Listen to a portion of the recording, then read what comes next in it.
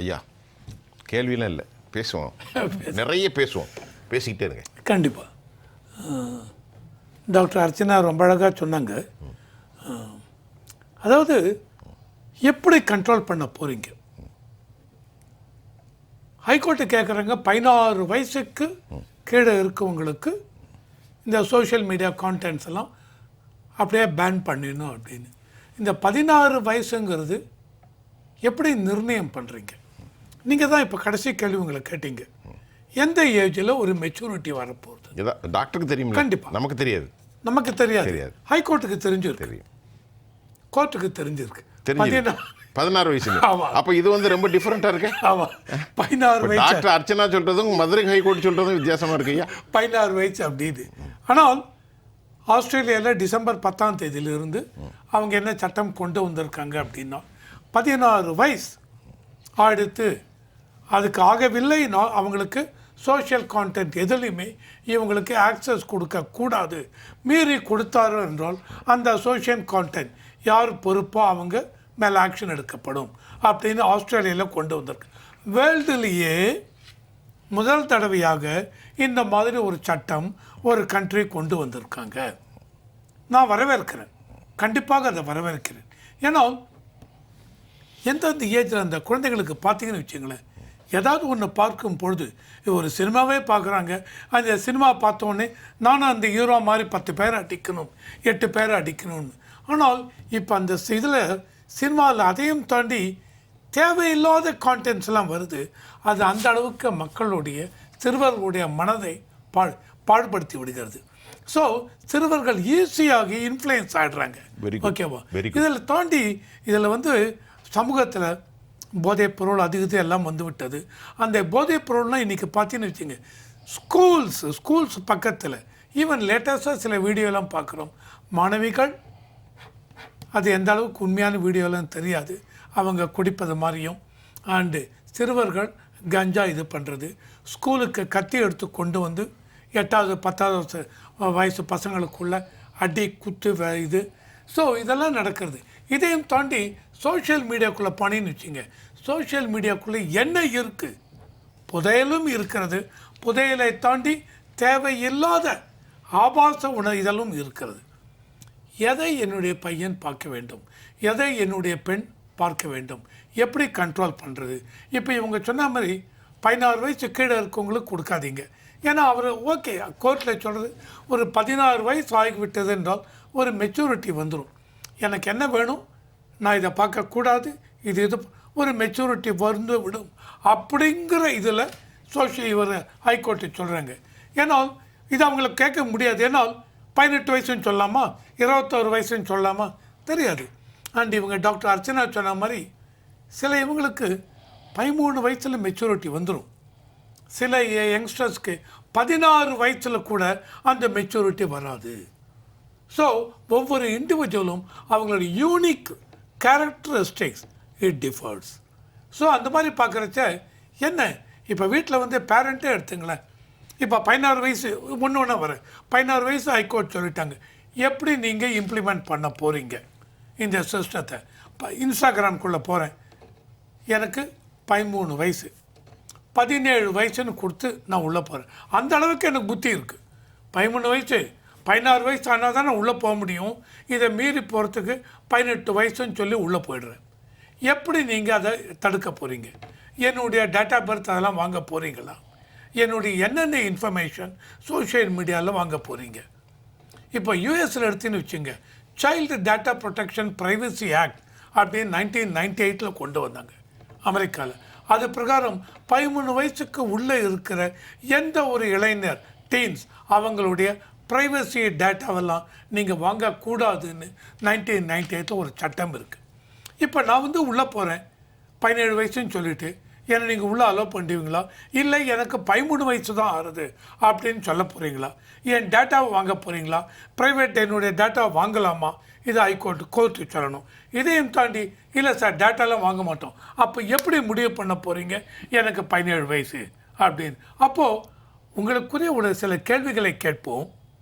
அந்த கேள்விகளுக்கு நீங்கள் கொடுக்குற பதில் அதை வைத்துக்கொண்டு இல்லை இவருக்கு 14 வயசுக்கு மேலே இல்லை, ஏன்னா இந்த கேள்வியில் அவர் கொடுக்குற பதில் இதில் மெச்சூரிட்டி இல்லை அப்படின்னு முடிவு பண்ணி, இல்லை இவருக்கு 14 வயசு தான் ஆகுது, இவரை உள்ளே அலோவ் பண்ண முடியாது அப்படின்னு பார்க்க போகிறீங்களா, என்ன பண்ண போகிறீங்கன்னு.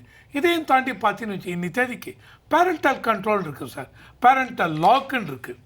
இந்த பேரண்டல் லாக்கு போடலாம். ஆனால் ஒவ்வொரு சில்ட்ரனுக்கும் மொபைல் அதுன்னு வந்ததுக்கப்புறம் என்ன வேணாலும் அவங்க உள்ளே போவாங்க. இதை வந்து எப்படி கண்ட்ரோல் பண்ண போகிறது, it is not easy thing, it is not easy thing. And இவங்க இதுக்கு என்ன பண்ணலாம், இது என்னுடைய ஒப்பீனியன் தான். நான் என்ன சொல்கிறேன், நான் இப்போ சோஷியல் மீடியாலாம் பார்க்குறேன் அப்படி இப்படின்னா இதை பற்றி ஓப்பனாக வீட்டில் டிஸ்கஸ் பண்ணுறேன்னா, தட் இஸ் வெரி இம்பார்ட்டன்ட். நான் இன்றைக்கி இந்த சைட்டில் போனேன், இந்த சைட்டில் போனேன், இதுக்குள்ளே போனேன், இந்த மாதிரி இன்ஃபர்மேஷன் இருந்து இப்படி இருந்து இந்த மாதிரி போகும்பொழுது சில சைட் ஆட்டோமேட்டிக்காக பாப்பப் ஆச்சு. ஆனால் அதுக்குள்ளே நான் போகவில்லை. அந்த மாதிரி சைட்டுக்குள்ளெல்லாம் என்றைக்குமே நான் போக மாட்டேன். இது வந்து நம்மளுடைய நீதி அதுக்கெல்லாம் புறம்பானது அப்படின்னு இதை வந்து ஓப்பனாக வீட்டில் டிஸ்கஸ் பண்ணுறீங்களா? இதையும் தாண்டி சில்ட்ரன் கிட்ட என்ன மாதிரி நீங்கள் இது பண்ணும், நைட்டு பேரண்ட்டு டைம் கண்ட்ரோல் வைங்க. ஒரு நாளைக்கு 2 மணி நேரம் தான் மொபைல் யூஸ் பண்ணலாம், மொபைலை எடுத்து வைங்க. மற்ற நேரமெல்லாம் படிக்க வேண்டும். எவ்வளோ நேரம் படிக்கணும், எத்தனை மணிக்கு நீங்கள் படுக்க போகணும். Sleep is very important. அதாவது நாளைக்கு ஸ்கூல் டேஸ், வீக் டேஸ், அதில் வந்து இவ்வளோ டைம் மினிமம்னு. ஸோ மினிமம் சில்ட்ரனை பொறுத்த வரைக்கும் 10 மணி நேரம் தூங்க வேண்டும் சார். அந்த 10 மணி நேரம் தூக்கம் இல்லை, எனக்கு தனி ரூம் கொடுத்துருக்காங்க, உள்ளே லாக் பண்ணிட்டு மொபைலை தோண்டிட்டு இருந்தேன்னு வச்சுங்க, என்னுடைய இதுவே போய்விடும். நம்ம இந்த நீங்கள் பேசுனதை வைத்தே பேசுவோம். ஒரே ஒரு சொல்லுங்கள். அதாவது இவர் சொன்னார் இல்லையா, இந்த பேரண்ட்ஸ் வந்து அவங்களுடைய ஃபோனில் எல்லா டீட்டெயிலும் வச்சுருப்பாங்க. இவங்களோட பர்சனல் டீட்டெயில், அக்கௌண்ட் டீட்டெயில்ஸ் எல்லாமே வச்சுருப்பாங்க. அந்த இதை தான் ஃபோனை வந்து நம்ம பசங்களுக்கு கொடுக்கும்பொழுது அந்த பசங்க அதை யூஸ் பண்ணி இன்ஸ்டாகிராம் அந்த மாதிரி போகும்பொழுது சைபர் கிரிமினல் இந்த இன்ஃபர்மேஷன்லாம் ஆக்ட் பண்ணுறதுக்கு பாசிபிலிட்டி உண்டு இல்லையா? அருமையான பாயிண்ட். அப்போ என்ன அப்படின்னா, அப்போ என்ன பண்ணணும், இது எல்லா பேரண்ட்ஸுமே தெரிஞ்சுக்க வேண்டியது. நீங்கள் உங்கள் ஃபோனை பசங்களுக்கு கொடுக்காதீங்க. உங்களுடைய இதை பாதுகாக்கணும் அப்படின்னா பசங்களுக்கு ஒரு ரொம்ப மீடியோக்கர் ஒரு ஃபோனை வாங்கி கொடுங்க. அந்த ஃபோனில் எந்த ஒரு இன்ஃபர்மேஷன் அபவுட் அக்கௌண்ட் டீட்டெயில், உங்கள் personal detail, personal family information எதுவுமே அந்த அக்கௌண்ட்லேயும் அந்த ஃபோனில் இருக்காது. அந்த ஃபோனை கொடுங்க, அவங்க அதை யூஸ் பண்ணட்டும். ஸோ என்ன சைபர் கிரிமினல் யார் நீங்கள் சொல்கிறது ஆமாம் ஒரு பெரிய பிரச்சனை இருக்கான. நீங்கள் சொன்னது சரிதான். பேசிக் மாடலை வாங்கி கொடுத்தா அதை அக்செப்ட் பண்ணுறதுக்கு அவ்வளோ முட்டாளாவும் நம்ம பிள்ளைகள் இருக்கு. இல்லை என்னுடைய இல்லை நான் சமூக கட்டமைப்பு கரெக்ட். நீங்கள் சொல்றது என்னுடைய ஃபோனை கொடுக்க மாட்டேன், நீங்களும் கொடுக்க. ஆனால் இன்னும் ஐயா, இப்போ 4 ஸ்டோக்கு 70,000 80,000 ரூபாய்க்கு வண்டி வருது. இப்போ உள்ள பிள்ளைகள்ட்டலாம் அதெல்லாம் வேணாம், எனக்கு 2 லட்சம் ரூபாய்க்கு வண்டி வாங்கி கொடு. எத்தனை வயசு பையன்? 14 வயசு 13 வயசு பையன். பேசிக் என்ன இருக்கு, நமக்கு ஏதாவது செஞ்சா ஹலோ சார் நல்லா இருக்கீங்களா, அதை வேங்குற அளவுக்கு நம்ம பிள்ளைகளுக்கு ராஜாராம் சார். இல்ல அங்கதான் சொல்ல வரேன். அந்த ஒரு கண்ட்ரோல் யார் எக்ஸைட் பண்ணா, பேரண்ட் எக்ஸைட் பண்ண. இல்லைன்னா அதனுடைய விளைவுகளை பேரண்ட்ஸ் நீங்க இது பண்ணியாங்கன்னு அவ்வளவுதான். இடைவேளைக்கு அப்புறம் நம்ம ராஜாராம் சட்டை போவோம். நீங்க சொன்னதுல என்னன்னா, இதை டிஸ்கஸ் பண்ணாதான் மக்களுக்கு போய் சேரும். நீங்க ஒரு அட்வைஸ் சொல்றீங்க, நான் ஒரு எதிர்கேள்வி கேட்கறேன். அந்த அளவுக்கு பேசிக்கு ஒரு மொபைல் 1300 ரூபாய்க்கு வாங்கி ஹலோன்னு சொல்லக்கூடிய அளவுக்கு நம்ம பிள்ளைகள் இருக்கு சார். உங்களுடைய நிறைய கருத்து சார். இதில் வந்து பேரண்ட்ஸ் அவங்க என்ன பண்ணணும், ஜுடிஷியரி அவங்க என்ன பண்ணணும், கவர்மெண்ட் என்ன பண்ணணும், மற்றபடி இந்த சோஷியல் மீடியா ஓனர்ஸ் அவங்க எப்படி பண்ணணும் அப்படின்னு பார்க்குறது.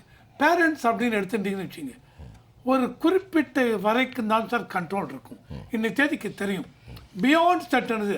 ஆரம்பத்தில் நான் சொன்னேன், இவங்களுக்கு இந்த ஹை லெவல் இந்த ஃபோன்லாம் வாங்கி கொடுக்காதீங்க, ஒரு மீடியம் இது. நீங்கள் உடனே நீங்கள் கொஸ்டின் பண்ணி இது நடக்கிற காரியமான்னு நடக்காது புரிஞ்சுக்கிறேன். இருந்தாலும் பேரண்ட்ஸும் ஒரு லெவலுக்கு மேலே, சார் என்னுடைய பையனுக்கு 18 வயசு வரைக்கும் இதை வாங்கி கொடுக்க மாட்டேன் அப்படின்னு முடிவெடுத்தாருன்னு வச்சுங்க.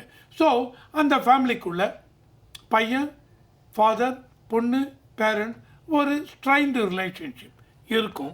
இதையும் தாண்டி ஓகே நீங்கள் கொடுக்க மாட்டீங்களா, சரி நான் போய் ஜாயின் ஸ்டடி பண்ணிக்கிறேன் அப்படின்னு ஃப்ரெண்டோடைய வீட்டில் போய் மொபைல் வாங்கி பார்த்தா என்ன பண்ண போகிறீங்க? ஒன்றும் பண்ண முடியாது. How you are going to control parent? So பேரண்ட்ஸை பொறுத்த வரைக்கும் ஒரு மாரல் ரெஸ்பான்சிபிலிட்டி இருக்குது. பேசுங்க, பையன்கிட்ட பேசுங்க, பொண்ணுகிட்ட பேசுங்க, நிறையா பேசுங்க, பேசி உங்களுக்கு தெரிஞ்ச இதெல்லாம் இன்ஃபர்மேஷன் ஷேர் பண்ணுங்கள். இதையும் தாண்டி ஒரு லெவலுக்கு மேலே அவங்களால ஒன்று கண்ட்ரோல் பண்ணது கடினம். ரெண்டாவது, சோஷியல் இவங்க மீடியா ஓனர்ஸ் அவங்கள பார்த்தீங்கன்னு வச்சுங்க, இவர் சார் ராஜாராம் சார் சொன்ன மாதிரி ஏதோ ஒரு இன்ஃபர்மேஷன் பார்த்துட்ருக்கேன், வேறு இன்ஃபர்மேஷன் பார்ப்பாருது, அதை விட்டேன்னு இன்னொரு இன்ஃபர்மேஷன் பார்ப்பாருது. இதில் என்ன பண்ணுறாங்க அப்படின்னா என்னுடைய பேட்டர்னை அப்சர்வ் பண்ணுறாங்க. நான் என்னென்ன சைட்டுக்கு போகிறேன் என்னென்னு என் பேட்டர்னை அப்சர்வ் பண்ணுறாங்க. அப்சர்வ் பண்ணிட்டு அந்த மாதிரி இன்ஃபர்மேஷன் உங்களுக்கு த்ரோ பண்ணுறாங்க. நீ இப்போ ஆப்பில் இந்த சினிமா ஆப்லாம் போங்க, நெட்ஃப்ளிக்ஸு, ப்ரைம் டைம் இது வீடியோ, ஜியோ ஸ்டார் இதுக்கெல்லாம் போனேன்னு வச்சுங்க, நீங்கள் என்ன மாதிரி மூவிஸை செலக்ட் பண்ணி பார்க்குறீங்களோ அந்த மூவிஸ் எல்லாம் உங்களுக்கு ஃபர்தராக லேட்டஸ்ட்டாக இது வந்திருக்கு அது வந்திருக்குன்னு உங்களுக்கு வந்துட்டுருக்கும். ஸோ நான் என்ன சொல்ல வரேன் அப்படின்னா, சோஷியல் மீடியா இவங்க டீன்ஸ் இவங்களை பொறுத்த வரைக்கும் எப்போ நீங்கள் 16 வயசுக்குள்ளே இருக்கும் அலோவ் பண்ணக்கூடாது அப்படின்னு கவர்மெண்ட் சொல்லிவிட்டு நீங்கள் வந்து இவங்களெல்லாம் தான் 16 வயசு ஆகிடுத்துன்னு இவங்கள ரிஜிஸ்டர் பண்ணுறீங்களா? ரிஜிஸ்டர் பண்ணும்போது எத்தனை வயசு வரைக்கும் 16லேருந்து 21ன்னு வச்சுங்க, அவ்வளோ ஏஜ் வரைக்கும் அவங்களுக்கு சர்டன் கான்டென்ட்ஸும் டிஸ்பிளே ஆகணும். வேறு எந்த கான்டென்ட்ஸும் அவங்களுக்கு வரக்கூடாது. பண்ண முடியாதா? பண்ண முடியும். நான் சாஃப்ட்வேர் சைடில் இருந்ததுனால நான் சொல்கிறேன், கண்டிப்பாக பண்ண முடியும். அதை நீங்கள் பண்ணணும். என்னுடைய 18 வயசு பையன் போய் வேறு தான், உனக்கு இவ்வளோ தான்ப்பா லிமிட்டட் கான்டென்ட், இதுக்குள்ளே தான் பண்ணணும். இதையும் தாண்டி நிறைய பேர் என்ன சொல்லுவாங்க, இதை கம்ப்ளீட்டாக பேன் பண்ணிட்டீங்கன்னா, ஸ்கூலில் வந்து லேப்டாப் கொடுத்துருக்காங்க, college second year third year 10வது படிக்கிற பையனுக்கு லேப்டாப், இதெல்லாம் அவனுக்கு எல்லாம் வேணுமே, இதெல்லாம் இன்ஃபர்மேஷன் கிடைக்காது. நீங்கள் என்ன பண்ணுங்க, என்னென்ன இன்ஃபர்மேஷன் அதை இது பண்ணிவிட்டு அதுக்கு மேலே நீங்கள் ஆசிரியர்கள் நீங்கள் படித்து அவங்களுக்கு என்னென்ன இன்ஃபர்மேஷன் படித்ததை எஜுகேஷன் சம்மந்தப்பட்டு அவங்களுக்கு சொல்லுங்கள்.